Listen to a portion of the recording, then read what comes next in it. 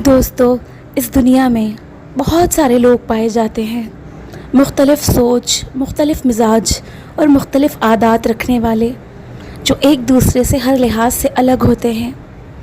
उनकी सोच, उनकी आदतें, सब कुछ एक दूसरे से जुदा जुदा होती हैं। उनके दरमियान कोई रिश्ता हो या ना हो, लेकिन सबसे कीमती और सबसे बेहतरीन रिश्ता इंसानियत का रिश्ता होता है। इंसानियत का रिश्ता ही वो खूबसूरत रिश्ता है जो हम सब इंसानों को आपस में जोड़े रखता है। और एहसास वो खूबसूरत चीज़ है जो ज़िंदगी को खूबसूरत बनाती है। आइए आज आपको इंसानियत के जज्बे पर एक कहानी सुनाते हैं। एक ऐसी कहानी जो आप सबको यकीनन बहुत पसंद आएगी। ये कहानी दो दोस्तों की है।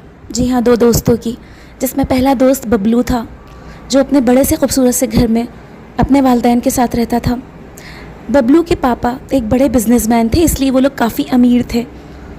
उनके पास पैसा भी खूब सारा था और घर भी बड़ा सा था, और दुनिया की हर वो सहूलत थी जिसके लिए गरीब लोग तरसते हैं। बबलू के वालिदैन ने उसे बहुत नाज़ों से पाला था, लेकिन बबलू मिजाज का बहुत ही अच्छा था। उसके अंदर ज़रा सा भी गुरूर और घमंड नहीं था। वो अमीर होने के बावजूद भी अपने गरीब दोस्तों से बहुत मोहब्बत से मिलता था, और कभी उन्हें अपने अमीर होने का एहसास तक नहीं दिलाता था, और कभी किसी गरीब का मजाक नहीं उड़ाता, बल्कि दूसरों की मदद किया करता था। उसकी बहुत अच्छी आदत थी, जिसकी वजह से उसके सारे दोस्त उसके साथ बहुत खुश रहते थे। बबलू के वालिद अफजाल साहब और उनकी बेगम मिसेस अफजाल दोनों बहुत अच्छे थे, और वो भी बहुत हमदर्द और मेहरबान थे। हर किसी की मदद किया करते और हर एक से मोहब्बत से मिलते थे। दूसरी तरफ बबलू का दोस्त राजू था। राजू अपने छोटे से घर में अपने वालिदैन के साथ अपनी ज़िंदगी गुजार रहा था। राजू के वालिद साहब बहुत मामूली सी नौकरी किया करते थे, और छोटी सी तनख्वाह पर वो लोग गुजारा करते थे।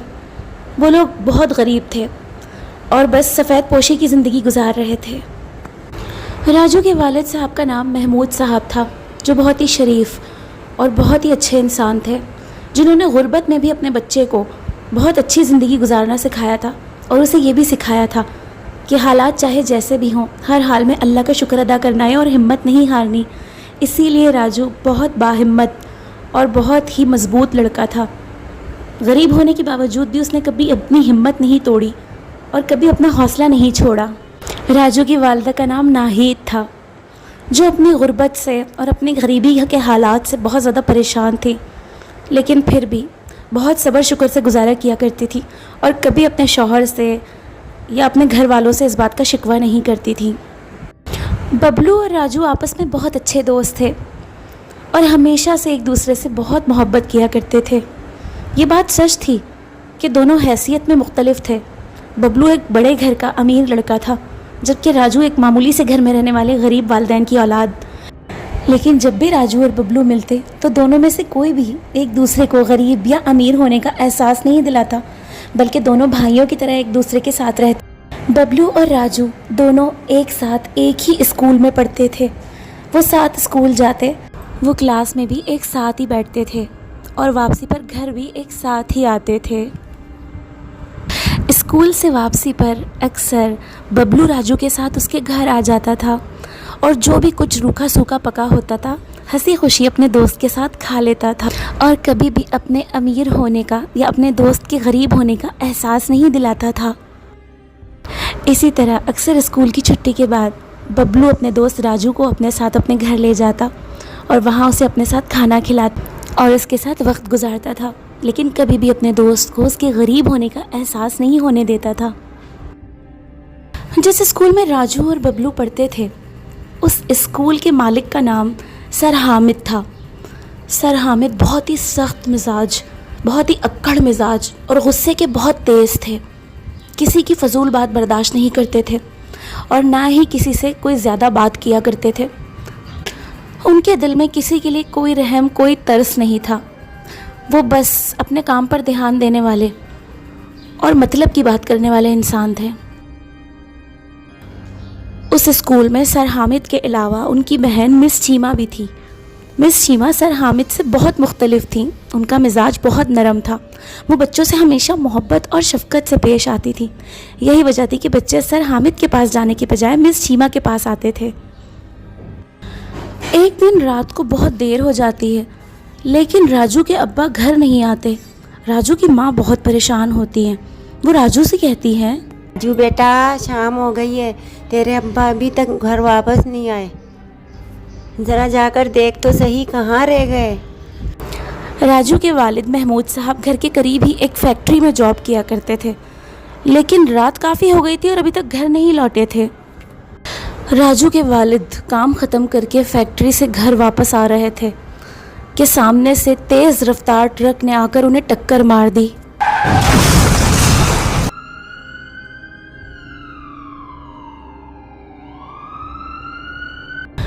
इस एक्सीडेंट के बाद राजू के वालिद अपने दोनों हाथ खो देते हैं।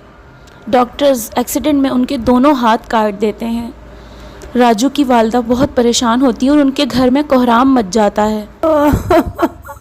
आए मेरे अल्लाह, ये क्या हो गया। हमारा एक ही कमाने वाला था, उसका भी हाथ कट गया। अब घर का गुजारा कैसे होगा।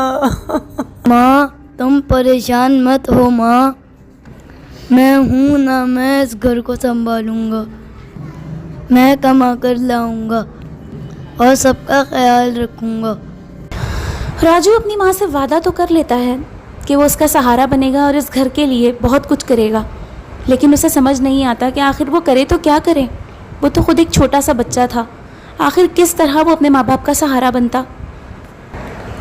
बबलू राजू को तसल्ली देता है और उससे कहता है, अरे राजू, परेशान क्यों होता है मेरे यार, मैं हूं ना तेरा भाई, मिलकर घर को संभाल लेंगे।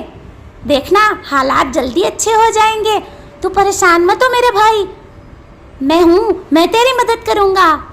हाँ यार बबलू, मुझे पता है तू हर मुश्किल में मेरा साथ देता है। एक तू ही तो मेरा सच्चा दोस्त है, लेकिन मुझे समझ नहीं आ रही कि मैं क्या करूं और किस तरह अम्मा अब्बा का सहारा बनूं।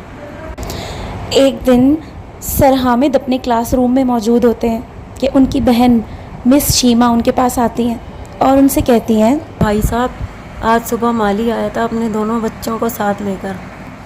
वो लोग बड़े गरीब हैं और उनके घर के हालात कुछ अच्छे नहीं हैं। मैं कह रही थी कि अगर आप उन दोनों बच्चों की फ़ीस माफ़ कर देते तो हमें कुछ सवाब मिलता और उनका भी भला हो जाता। बड़ी आई, फीस माफ़ कर दो। मैंने कोई यतीम खाना खोल रखा है क्या? मेरी बहन, मैं स्कूल चलाता हूँ, कोई खैरात खाने नहीं चला रहा हूँ। जाओ यहाँ से अपना काम करो। मिस शीमा अपने भाई की फितरत से अच्छी तरह वाकिफ़ थी। किसी भी सूरत में वो फ़ीस माफ़ करने के लिए तैयार नहीं थे। वो जानती थी कि चाहे कुछ भी हो जाए, उनके भाई कभी भी गरीबों की मदद नहीं करेंगे। दूसरी तरफ राजू के घर के हालात बहुत ख़राब थे। राजू के वालिद उससे कहते हैं, राजू बेटा, मेरे हाथ में बहुत तकलीफ़ हो रही है। तेरी माँ बहुत परेशान है, घर में खाने के लिए कुछ नहीं है। मैं अब फाइज कहाँ जाऊँ और कैसे कमाऊँ? बाबा आप परेशान मत हो, मैं हूँ ना बाबा। आपका बाजू कट गया तो क्या हुआ, मैं आपका बाजू बनूँगा। मैं घर के लिए मेहनत करूँगा, कमा कर लाऊँगा और घर का ख्याल रखूँगा। दूसरी तरफ बबलू भी राजू के लिए बहुत परेशान होता है। उसकी समझ में नहीं आ रहा होता कि वो अपने दोस्त की मदद किस तरह करे। बबलू के पापा उसकी परेशानी देखकर उससे पूछते हैं, क्या बात है बबलू, तुम परेशान हो? बेटा मुझे बताओ। पापा, मैं राजू की वजह से परेशान हूँ। मेरा दोस्त है ना राजू, उसके बाबा के दोनों हाथ एक्सीडेंट में कट गए हैं और अब उनके घर के हालात बिल्कुल भी अच्छे नहीं हैं। उनके घर में कोई कमाने वाला भी नहीं है। मुझे फिक्र हो रही है कि अब राजू के घर वालों का क्या होगा। इसमें परेशानी की कोई बात नहीं बेटा, तुम अपने दोस्त से कहना, उसके घर का तमाम खर्चा हम उठा लेंगे। अगले दिन बबलू जब स्कूल पहुंचता है तो उसे राजू नहीं मिलता, लेकिन रास्ते में मिस शीमा मिल जाती हैं। मिस शीमा बबलू से पूछती हैं, अरे बबलू बेटा, क्या बात है, आजकल तुम्हारा दोस्त राजू स्कूल नहीं आ रहा। असल में टीचर, राजू के बाबा के दोनों हाथ एक्सीडेंट में कट गए हैं।